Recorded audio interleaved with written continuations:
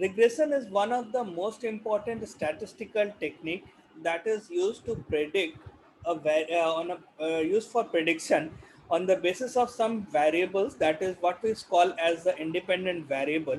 We predict the future of occurrence of something, that is what we known as the dependent variable.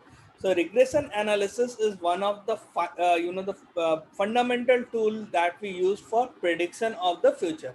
Okay. Now, regression analysis, to be very concise, is basically uh, predicting something on the basis of the past, what has happened in the past. So there are two variables, or there can be multiple variable, on which one is the dependent variable and others are independent variable. May it be single variable or a multiple variable. So it can, depending upon whether it is multiple variable, it will be multivariate regression analysis. If it is a single linear, then we call for a simple linear regression. So in this entire processes, in the entire regression analysis, we predict on the basis of that. So we get a prediction line, and on the basis of prediction line, if we put certain values of an independent variable, we get a predictable dependent variable. Now this particular regression analysis helps us in analytics, helps us in all the statistical inferences that we come up. So if it there can be different forms of regression. There is simple linear regression, multivariate regression analysis, where we have got different variables, different independent variables. Then we have logistic regression, we have lasso regression, we have polynomial regression, we have ridge regression. Okay. But in general, in most of the part is the what we use is the linear regression, simple linear regression analysis, multivariate regression analysis, and logistic regression. Mm. So what we'll do in the entire our course on regression, or the part section on the regression analysis, we'll be covering linear regression, simple linear regression, uh, multivariate regression analysis, and logistic regression. Although it seems to be quite simple, the regression analysis, but there are some rules and regulations that you must be aware when you are doing the entire regression analysis and coming up with a good professional in both statistic or analytics. So the first thing is that we can use for go for the simple linear regression or correlation. Now, in case of that, we need to understand what is our primary focus. If our primary focus is correlation, then we try to find the coefficient of correlation, and finally testing the hypothesis for rho. If our primary focus is on regression, okay, we go for the least square regression analysis.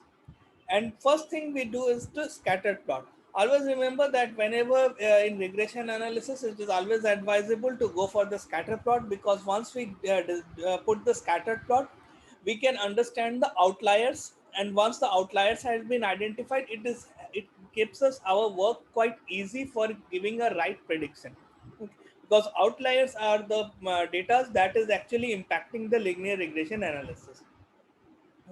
On the basis of that scatter plot, we design the prediction line.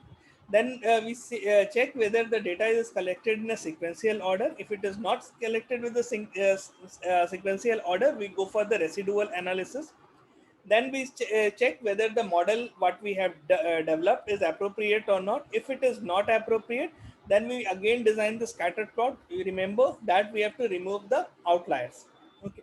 Because this residual analysis, or the part of the coming up for the model to be appropriate, okay, the outliers need to be removed. If it is yes, then we take for the check for the null hypothesis and design our beta one. Then we check whether the model that we have designed is significant. If it is significant, if it is not significant, we again go for the least square regression analysis, again scatter plot, and follow the process.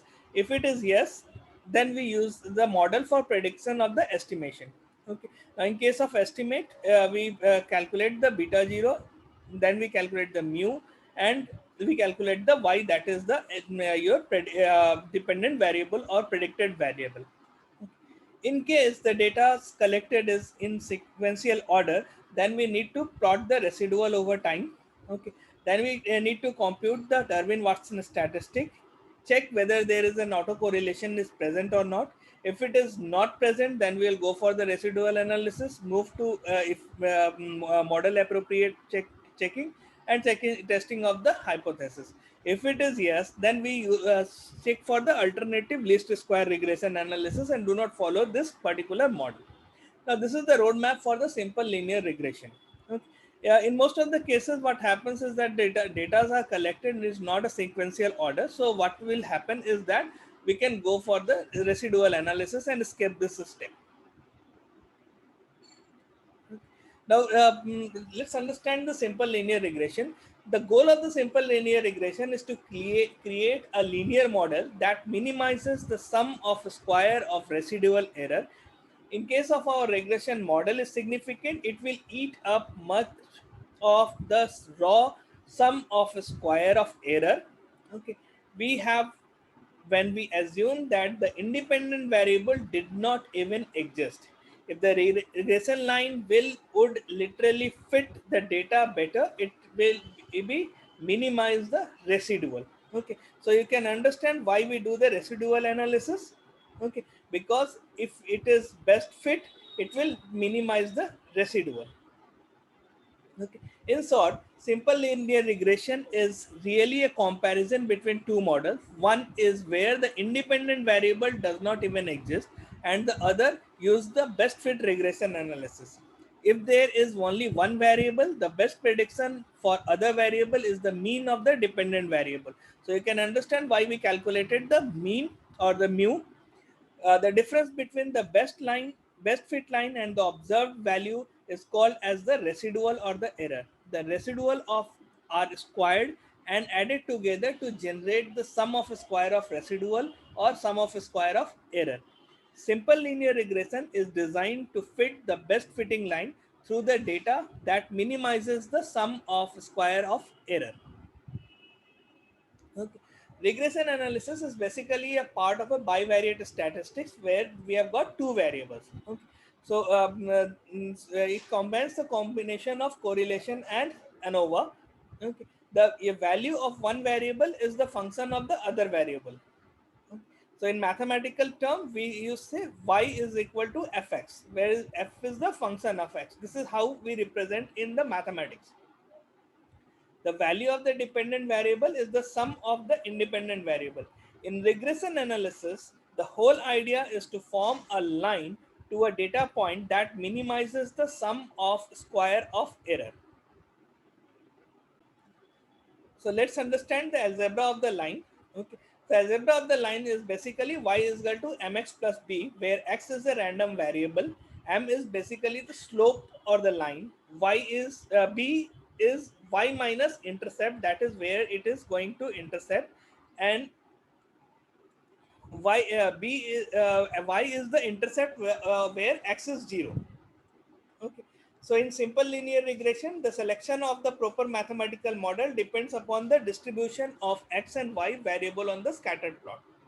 Okay. So if goes through this, it is positively linear relationship, negative linear relationship, positive curvical linear relationship, U-shaped curvilinear relationship, negatively curvilinear relationship, and no relationship between x and y. Okay. So using this model of the algebra of the line, the regression equation is calculated. That is why when we started during the entire roadmap, we talked about the prediction line. Okay. Now that prediction line is basically what we call as the algebra of the line. So when we get a line, we actually get a equation that is y is equal to mx plus b. Okay. The same model is basically used. Y is equal to when in place of we get beta 0 in case of mx beta 1 and x1. Okay. So we have got beta 0 y intercept of the population, beta 1 as the slope of the population. If there can be a random error, there can be a random error in y in the observation of I. That is why it is if it is this error is not considered, or the error has been rejected or declined, it gives us the predictive one. That for that we represent y1 as basically y hat. Okay, that is the predicted value. Okay, that is where we have to reduce the random error. Then the dependent variable are sometimes also referred as the response variable. If you are going for some international articles, they also consider this as the response variable. And then there is an independent variable that is sometimes referred to as the explanatory variable. Now let's understand the least square criterion. The statistical model is hypothesized to be represent the relationship between two variables in the entire population. If certain assumptions are valid, you can use the sample y-intercept, that is b0, and the slope, sample slope b1, as an estimate of respective population parameters. So beta 0 and beta 1, that is what we have called as the equation. Use this estimate to form the simple linear regression equation. This straight line is often referred to as the prediction line. So we have the minimum summation of y1 y hat. Okay. So we talked about y hat in this a little earlier. When it is error is not considered, we take it as y hat. Okay. Some in some literature you will find as y cap. Okay. So where y1 is the observed value of the dependent variable and y is the estimated or predicted value of the dependent variable. Now let's take an example. So we have got some bills, and on the basis of that bill, the restaurant holder gets some tip. Okay. Now they identified on the basis of different six different bills that if the bill is value of 340 rupees, the tip is 25 rupees. If it is 1080, it is tip is 70. 640, it is 30. 880, 80. 990, 75. 510, 50. Okay. So these are the, so first thing first, we need to put a scattered plot. Okay. So let's do it this in Excel. So we have got some data that is 340, 100, 1080, and we have got this tip. Okay. So we have got this as bill, and this is tip. Okay. The first thing we have to do is to put a scattered plot. So we select the scattered plot, and we got the scattered plot here. Let's enlarge it so it will be better. So the first is the scatter plot. Now the second step, if you remember, we talked about making a prediction line. Okay. So what we can do is to go here in the add section and go for a trend line, and we'll go for a linear, because if you remember we talked about linear regression analysis. Okay. So we got the line, and then we need the equation for this. You can go for format trend lines, display equation on the chart. Okay. So we got the equation here, right?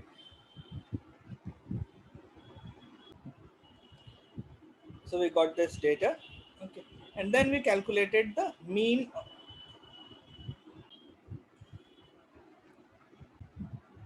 Now if I assume that this concept of centroid is clear. Okay. Now what is important here is that we have already covered the section of using the statistical tools or of the Excel, or using the data analysis tool pack of Excel. So what we'll do is to go again to the Excel and then analyze this data or find the regression analysis for this. Okay, so let's remove this as if now. Okay, so we have got bills and tips. So let's go to data analysis tool pack.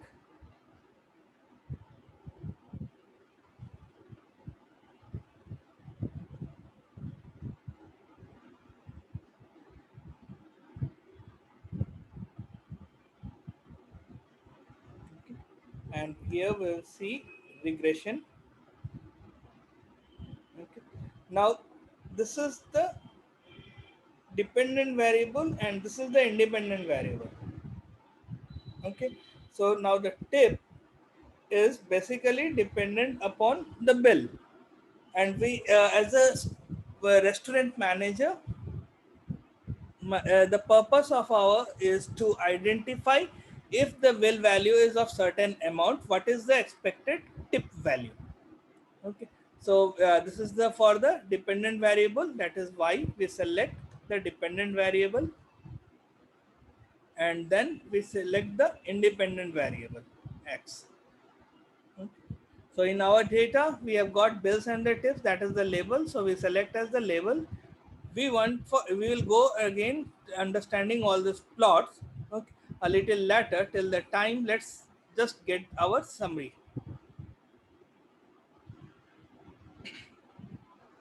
Okay. So this is how we get our the regression analysis output, that is called as the summary output.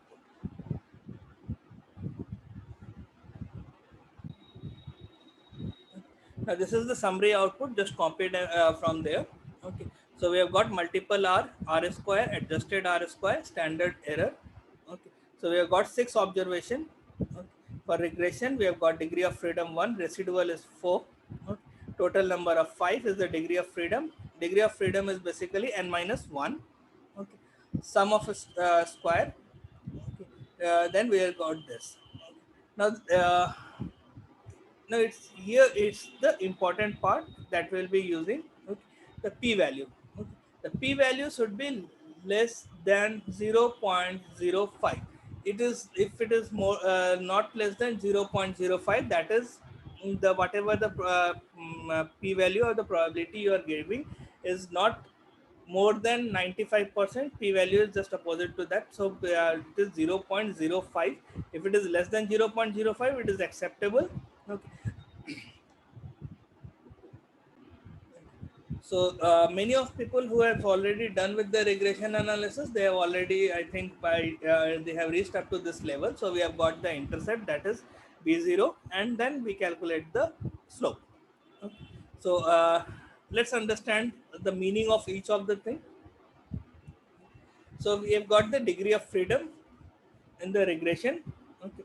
So here we have got 145. It is basically the regression, that is k. Then we have got the sum of a square of residual or sum of a square of regression. Then we have got sum of a square of error. Then in the mean square variance, where we calculate the MSR, that is SSR divided by the degree of freedom for the regression. And then we go for the F test. F test gives you the value of MSR divided by MSE. Okay, so if you understand with this, the significance F value is 0.031. Okay. That actually means the MSR divided by MSE. That is mean square of residual divided by mean square of error. So this is how the value, that is whatever is coming, is basically coming from the different variables. Now using the calculation, we have got here as coefficients. Okay, so we have got intercept and we have got slope. Okay. So we have got slope, that is b1, we get the slope, and then we have the intercept. So original regression slope is Pearson correlation into standard deviation of x divided by standard deviation of y divided by standard deviation of x. Now it's important here to understand that in regression analysis, there are two concepts called interpolation and extrapolation. When using the regression model for prediction purpose, you need to consider only the relevant range of the independent variable in making the prediction. What happens is that we assume that something will happen and we take that into a prediction. Okay.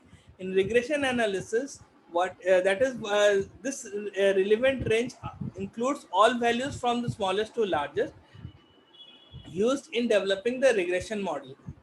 So hence predicting y for a given value of x, you can interpolate within the relevant range of x variable. Okay.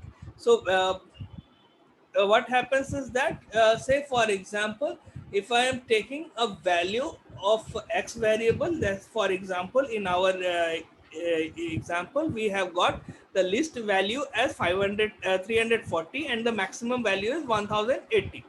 Okay, so whatever the prediction we are going to make, okay, should be greater than 340 and less than 1080. Okay, so whatever the prediction that we are going to make out of that model of the, or the regression line, it is important here that it should be less greater than 340 and 1080. This concept is called as the interpolation versus extrapolation.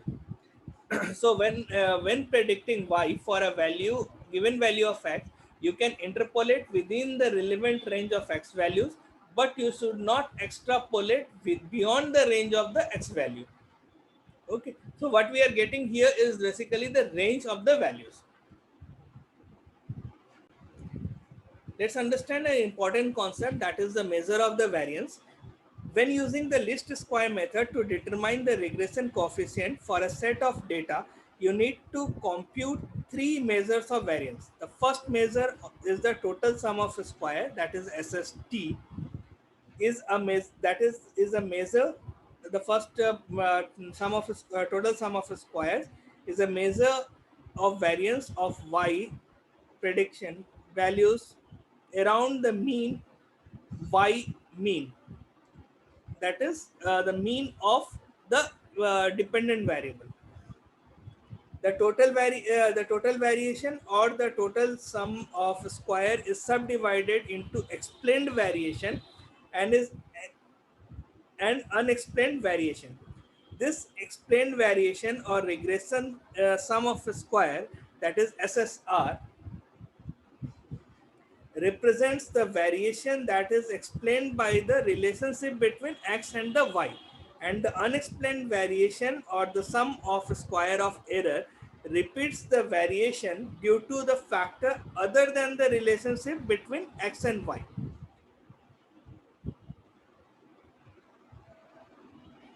Okay.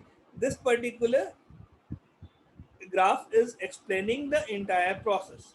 Okay, so we have got regression, that is SSR, SSE and SST. Okay, now this entire is SST.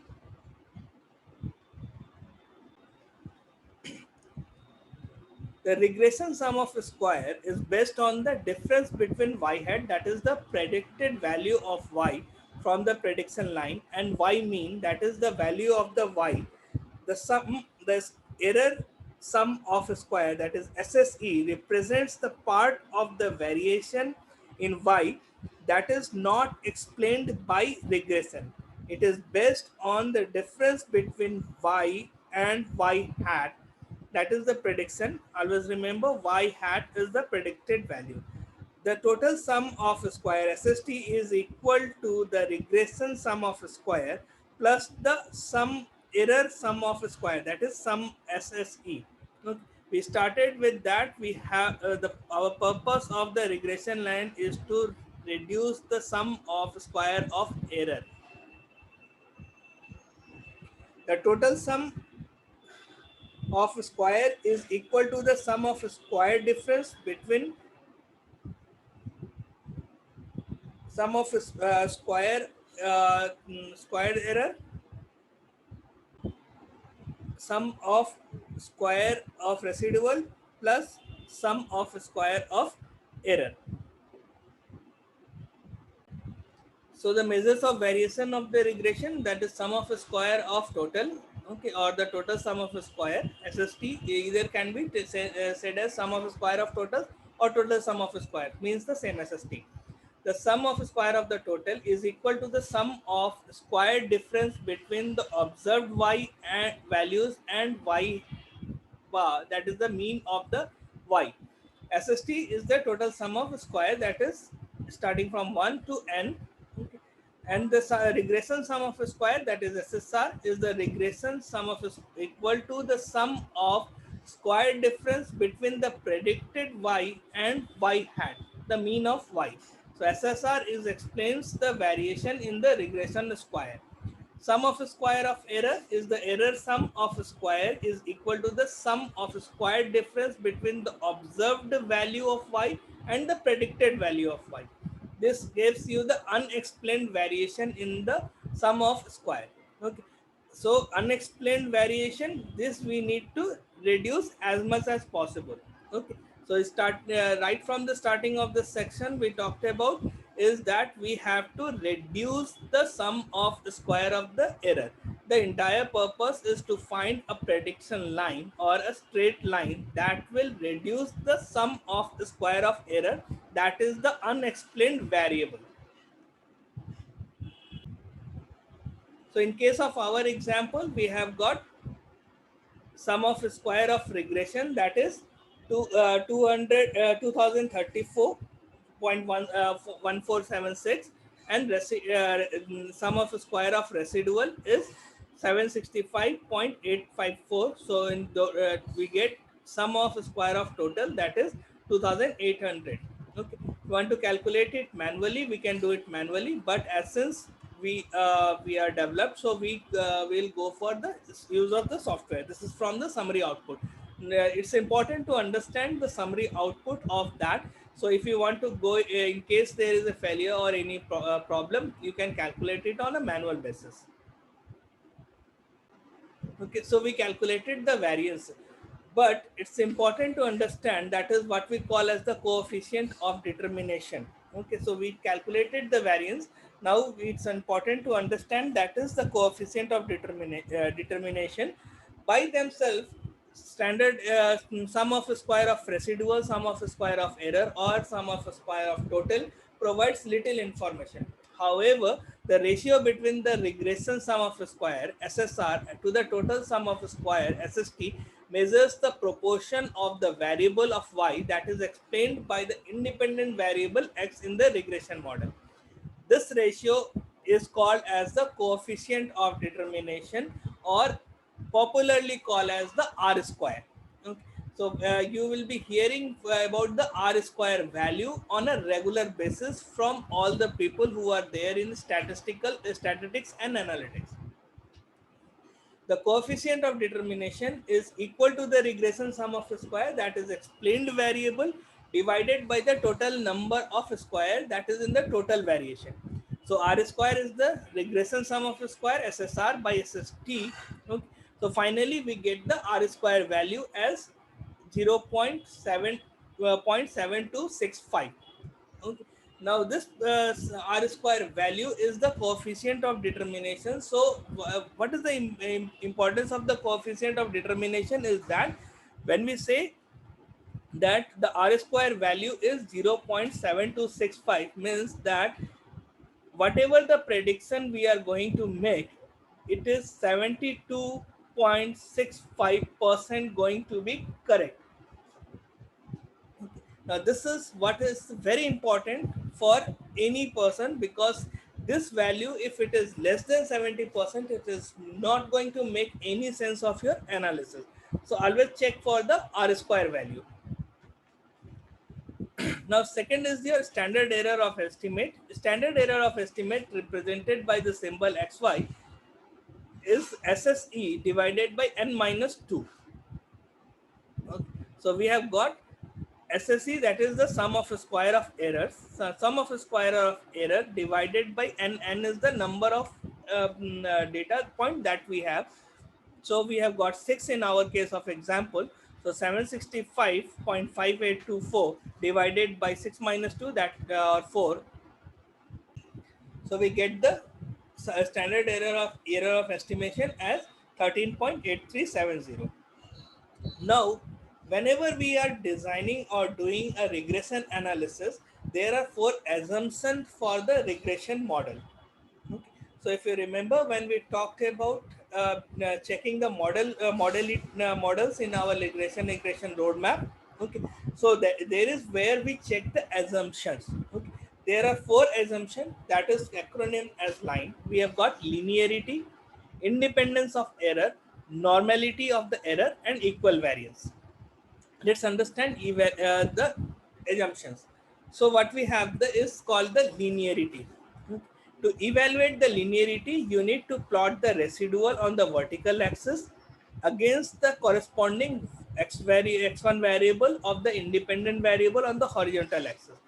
If the linear model is appropriate from the data and there is no apparent pattern in the plot, however, if the linear model is not appropriate, there will be a relationship between x1 and the residual e1. Okay, so let's go to our Excel sheet and design this thing. So we have the bells and the tips. So we'll go to the data analysis, go to regression,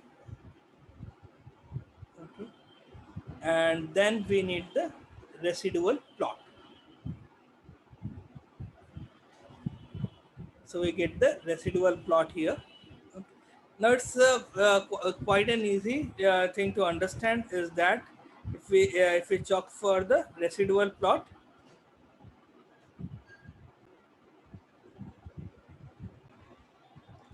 so we got the residual plot and got the residual analysis. Okay. So this is the output of Excel. Okay.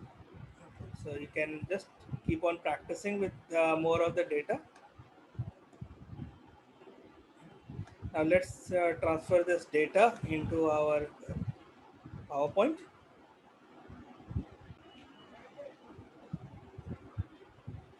So we have the linearity. Now it's important here that we have got 6 variable.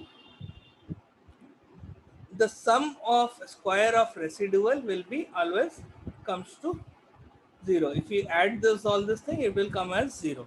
Okay. Now linearity, if we say that the data in that line will be passing with the zeros, will be dividing the entire all the data into 2 parts. Okay, so there will be some as negative and some as positive. The sum of square of residual will be 0. Okay, so if we plot this thing, what we are getting here is that 3 of the datas are below 0 and 3 of the datas are above 0. So if we see the Bell residual plot, we'll able to identify if the datas are equally distributed into 2 parts, that is the assumption of linearity is accepted. Now the second is independence.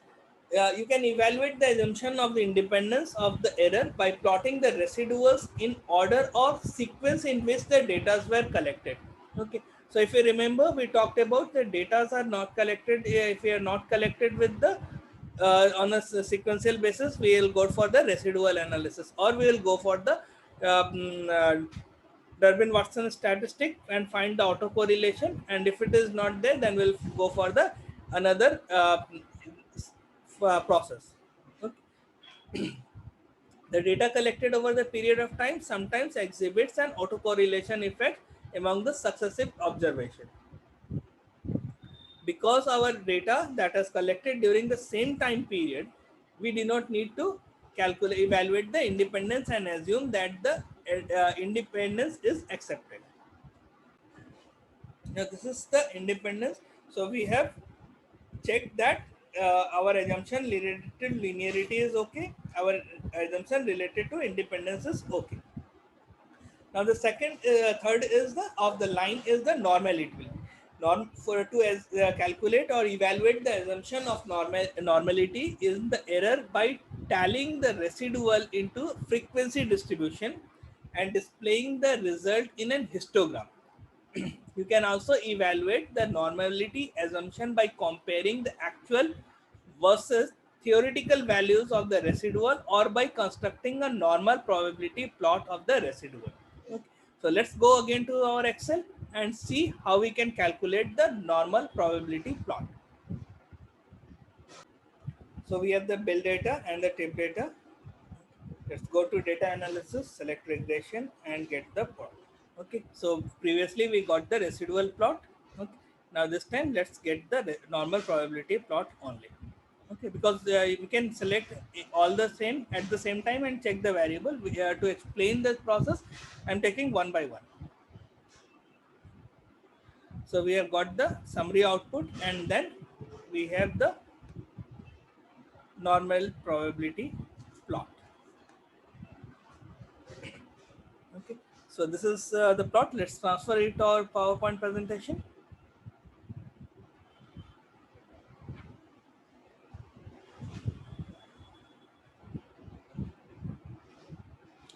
So we have got the assumption normality, normal probability plot. The normal probability plot will be in the increasing order, that is, it will be keep on increasing the value.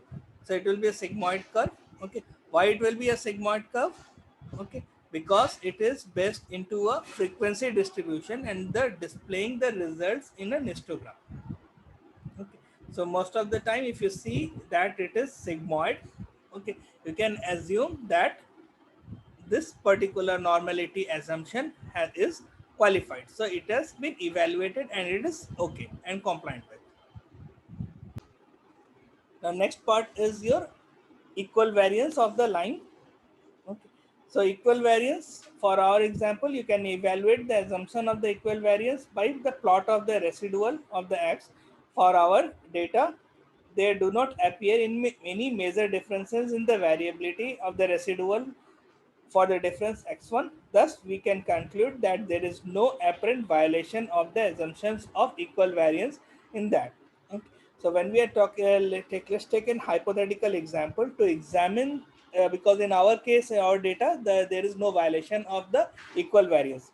To examine a case in which the equal variance assumption is violated, observe the figure below, which is a plot of the residual of x1 for a hypothetical set of data. In this plot, the variability of the residual increases dramatically as the increases, demonstrating that the lack of homogeneity in the variation of y at the each level of x. For this data, equal variance assumption is invalid. So if you remember, when we talked about the roadmap, okay. So what happens is that we check all the assumptions. So when residual analysis indicates that the assumption of the least square models are not seriously violated and that the straight line model is appropriate, you can now inference about the linear relationship between variable and the population. Now next is that we need to do the t-test of the slope to determine the existing of the significant linear relationship between x and the y variable, that is independent and the dependent variable. You need to test whether population slope is equal to the zero. The null or the alternative hypothesis are that the h0 is b1, beta 1 is 0, that is there is no linear relationship, and beta 1, that is h1, is that beta 1, alternative hypothesis is that beta 1 is 0. If you do not reject the null hypothesis, you conclude that there is an evidence of the linear relationship. Now let's check the hypothesis for the slope one using the t-test. The t-test equals the difference between the sample slope and hypothesized value of the population slope divided by the standard error of the slope. Okay. So we have got the test of statistics follows the distribution n minus 2 degree of freedom. Okay. So in case of our example, testing our hypothesis for the population, so we have got the standard error, that is 0.021. Okay, and we have got the slope, that is 0.70. So t-test is 0.07 minus 0, because we have got n minus 6, that is 0 and 3, coming up to t-test value is coming as 3.33. Using the 0.05 levels of significance, we talked about p-value. Okay, the critical value of t with n minus 2, that is 4 degree of freedom, is 2.132, because t is greater than 3.33. That the value of t is greater, in our case is 3.33, is greater than 2.132, you reject the null hypothesis. Using the p value, you reject the null hypothesis because the p value is 0.031 less than our alpha, that is the value of alpha, or the p value 0.05. Hence you can conclude that there is a significant linear relationship between the cell and the side of the stone. Okay. Now next is that we need to test the for the slope. As an alternative to the t-test, you can check for the f-test. Okay. So if you go see the summary output. So we have got the significance f value here.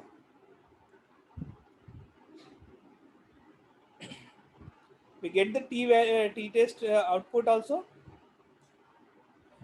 Just let me check. We have got that. Okay. So we have got t statics 0.21 for the intercept. Okay. The value will be a little bit maybe different when we calculate it on a manual basis, and we have got the f test value. Okay, so this summary output contains all the detail that is required, but understanding of the each of the concept is very important, so that it can give you the clear picture. Okay, why we do something that we actually we are doing. Okay, so the equation for the f test or f status is equal to the mean, that is regression mean square MSR divided by the mean square of error. Okay, so f is equal to MSR by MSE. Okay, so where MSR is SSR, that is sum of a square of residual divided by K, where k is the number of independent variable in the regression model. Okay, so the statistics f follows a f distribution of k, so n minus k minus 1 degree of freedom. If the level of significance, the decision rule is that reject the null hypothesis if the f is greater than f0, otherwise do not reject the null hypothesis. So let's, for our example, we have got SSR, that is sum of the square of regression, sum of the square of residual 765.5824.